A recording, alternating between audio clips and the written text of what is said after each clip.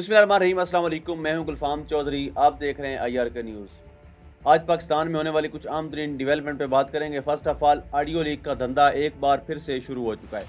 पूरा पाकिस्तान जानता है कि ऑडियोज़ कहाँ पर रिकॉर्ड होती हैं और कहाँ से नशर होती हैं। लेकिन बात सोचने और समझने की ये है कि अगर किसी के घरेलू मामलात को इस तरह से लीक आउट किया जाएगा तो कल को आपकी बारी भी आनी है। मुस्लिम लीग नून ख़ास तौर पर एक्सपर्ट है किसी के भी फैमिली मैटर को पब्लिक में लाकर खड़ा करने की। नवाज शरीफ साहब से लेकर मरियम नवाज तक सारे के सारे सियासत में गंद घोलने के आदी हैं और इनकी ये फितरत बन चुकी है। कभी हेलीकॉप्टर से नंगी तस्वीरें फेंकवाना, कभी बुशरा बीबी के ख़िलाफ़ कैंपेन चलवाना, यानी ये इनकी रूटीन बन गई है। आज जिस तरह से लतीफ़ खोसा साहब और बुशरा बीबी की ऑडियो लीक हुई और उसमें कुछ फैमिली मैटर्स डिस्कस हो रहे थे। चलें फ़र्ज़ कर लें कि उनके फैमिली के आपस में इख्तलाफात चल रहे हैं। एक लम्हे के लिए फ़र्ज़ कर लेते हैं कि वो मामलात हैं, यहाँ तक उनकी बहनों और उनकी मिसेस के खान साहब की इख्तलाफात हैं, कॉल पे उन्होंने बात भी कर दी होगी। लेकिन सवाल ये पैदा होता है कि किसी की भी प्राइवेसी इस मुल्क में ख़ास तौर पर किसी की भी प्राइवेसी जो है वो महफूज नहीं है। आपके बेडरूम से लेके आपके मीटिंग रूम तक सब का सब पाकिस्तान में रिकॉर्ड होता है। और अफसोस के साथ जो पाकिस्तान की रियासत का सरबराह होता है, जो वज़ीर-ए-आज़म पाकिस्तान होता है, उसके कमरे तक बग किए जाते हैं। कौन करता है, कैसे करता है, ये मुझे बताने की ज़रूरत नहीं है, ये पूरी कौम को अच्छी तरह से पता चल गया है। ये ऑडियो लीक हो गई, लेकिन इस पर जो शर्मनाक हरकत है वो PTV होम की है और बाकी चैनल्स की है। इलेक्ट्रॉनिक मीडिया इस वक्त उसको 100% कवरेज दे रहा है, जैसे पता नहीं उन्होंने शायद कश्मीर आज़ाद हो गया है और उस हवाले से किसी ने अनाउंसमेंट कर दी है। इस तरह से प्रमोट कर रहे हैं। इस बेशरम बिकाऊ मीडिया को इतनी भी शर्म नहीं आती कि कभी मसला फ़लस्तीन पर भी आप इतना बोलें, कभी मसला कश्मीर पर भी आप इतना बोलें। वो मसाइल आपको नज़र नहीं आते, कौमी मसाइल आपको नज़र नहीं आते, महंगाई आपको नज़र नहीं आ रही, बेरोज़गारी आपको नज़र नहीं आ रही, बददमनी आपको नज़र नहीं आ रही। हाँ, अगर नज़र आती है तो वो लीक होने वाली ऑडियो होती है और वो भी मखसूस जो अहकामात मिलते हैं उनकी बजावरी लाते हुए, अपने पैसे हलाल करते हुए, अपने हराम के माल को हलाल करते हुए आप लोग ये धंधा करते हैं।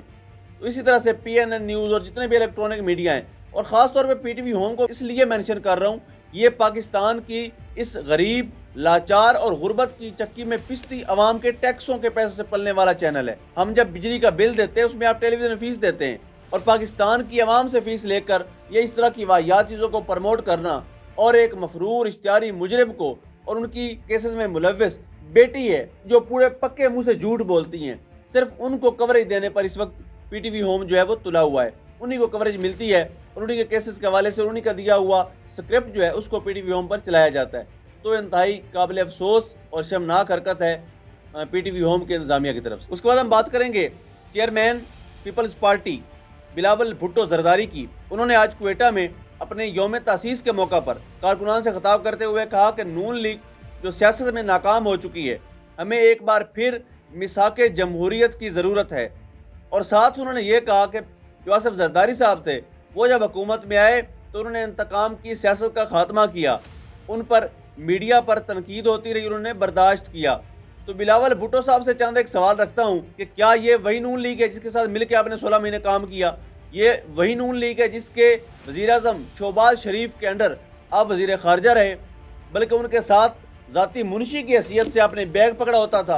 क्या ये वही नून लीग नहीं है? और जहाँ तक बात है मिसाके जमहूरियत की, तो आपने पहले भी मिसाके जमहूरियत किया था, उसका क्या बना? जो पहले होते हैं मिसाके जमहूरियत, जो कौम को इस नाम पे एक ड्रामेबाजी की जाती है, उनके सामने उनको बेवकूफ़ बनाया जाता है, उस मिसाक का क्या हुआ? क्या आपने कभी कोई मिसाक इस कौम के लिए भी किया? क्या अवामी मसाइल के लिए भी आपने कभी अलाइंस बुलाया? बिलावल साहब, आपने कहा कि 70% उस मुल्क में नौजवान हैं। कभी आपने इस नौजवान की तरजीहात को देखा और आपने बड़े दावे से कह दिया इनकी नुमाइंदगी एक खिलाड़ी नहीं मैं करूँगा? भाईजान, जो मेहनत करके सियासत में आते हैं वही सियासत करना जानते हैं। जो पर्ची पे हादसाती तौर पर बन जाए चेयरमैन, वो कभी भी नौजवानों को गाइड नहीं कर सकता। जिसकी अपनी सीखने की उम्र हो। और पाकिस्तान पीपल्स पार्टी में आप बादशाह का आलम देखें, एक 28 साल का लड़का, उसके पीछे 68 साल के बुजुर्ग जो हैं वो गुलाम बन के खड़े होते हैं, हाथ बांध के खड़े होते हैं और शर्मिंदा तक नहीं हो रहे होते। यानी मरूसियत को सियासत में आपने इतना ज़्यादा डाल दिया है وروثیت کو پروموٹ کرنے کے لیے آپ اس حد تک گر گئے ہیں کہ آپ ایک 28 سالہ لڑکے جس کی سیکھنے کی عمر ہے، جو آپ کی گود میں پلا بڑا ہے، اس کے پیچھے ہاتھ باندھ کے کھڑے ہوئے ہیں۔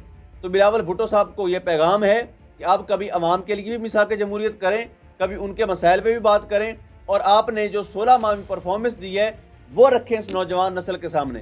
آپ نے سوائے دوروں کے اور کیا ہی کیا ہے پورے 16 مہینوں میں؟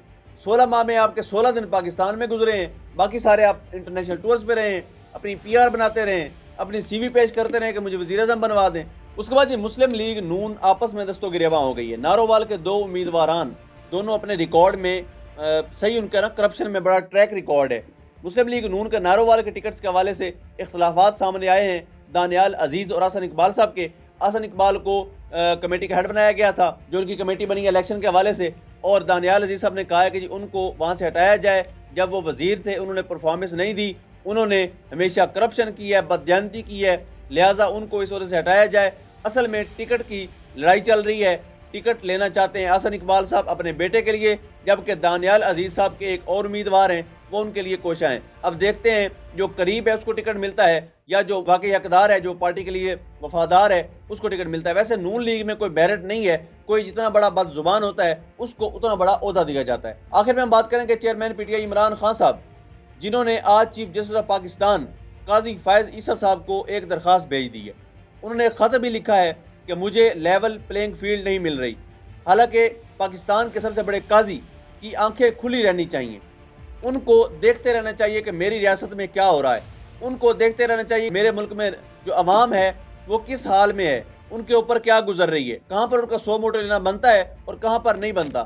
لیکن ہمارے جو سب سے بڑے قاضی ہیں ان کی ترجیحات ہی اور ہیں، ان کا مائنڈ سیٹ ہی اور ہے۔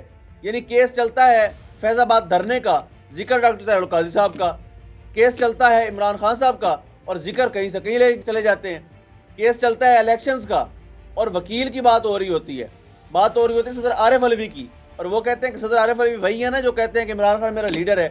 اس بندے کا مائنڈ سیٹ آپ چیک کر لیں، آپ کو یہ بات واضح ہو جائے گی۔ اس بندے کی ترجیحات میں عوامی مسائل ہیں ہی نہیں۔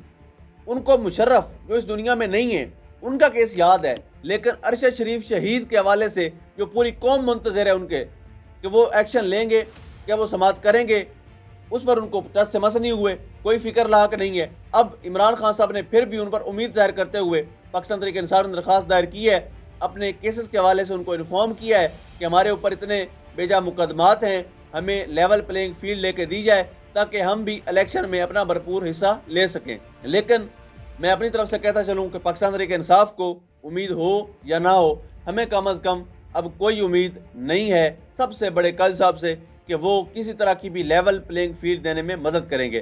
اور ویسے بھی عدالتی احکامات کو ہوا میں اڑایا جا رہا ہے، ویسے بھی دن بدن عدالتی احکامات کی بجا آوری جو ہے وہ ناممکن حد تک چلی گئی ہے۔ عدالتی فیصلوں کو ہوا میں اڑا دیا جاتا ہے، جوتے کی نوک پہ رکھ دیا جاتا ہے، اور ایک عام سا پولیس کانسٹیبل بھی عدالتی احکامات کو نہیں مانتا۔ یہ حال رہ گیا ہے پاکستان کی عدلیہ کی توقیر کا، یہ حال رہ گیا ہے ان کی آرڈرز کا، اور یہ وقت رہ گئی پاکستان کی عدالتوں کی۔ بہرحال اللہ پاک وطن عزیز کا حامی و ناصر ہو۔ پاکستان زندہ باد۔